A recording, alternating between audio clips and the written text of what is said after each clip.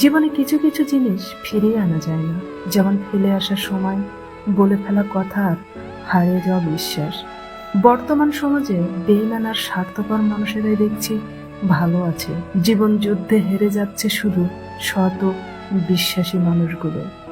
আত্মসম্মানে আঘাত লাগলে সরল মানুষটাও এক সময় ঘুরে দাঁড়াতে শিখে যায়। বেশিরভাগ সময় আমরা কোনো মানুষকে খুব বেশি প্রায়োরিটি দিতে গিয়ে তাদের চোখে নিজেকে সস্তা করে ফেলি।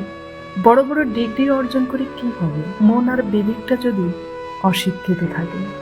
যত কম কথা বলবেন ততই বিপদমুক্ত থাকবেন। নিজের ক্ষতিটা তো তখনই করেছি যখন নিজের থেকে বিশ্বাসটা অন্য কাউকে বেশি করেছি। যারা কেঁদে কেঁদে মিথ্যা কথা বলে তাদের মতো ভয়ঙ্কর মানুষ পৃথিবীতে আর হয় না। সরল মানুষেরাই সাধারণত প্রতারণার শিকার হয়ে থাকে, কারণ তারা ভুল মানুষের ওপর ভরসা বেশি করে ফেলে। কাটার ব্যথা কিছু সময়ের জন্য থাকে, আর কথার ব্যথা সারা জীবন থাকে। মানুষের স্বার্থ শেষ হলে যে আচরণ করে সেটাই তার আসল চরিত্র। মানুষ যেদিন সত্যিকারের মানুষ হবে সেদিন সে অন্যের ভুল ধরার আগে নিজের ভুল ধরতে শিখবে।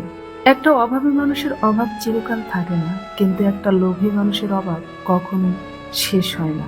কথা লাগিয়ে যারা আনন্দ পায় তারা কখনো আনন্দে থাকে না, এরা সারা জীবন ভিতরেই জ্বলে।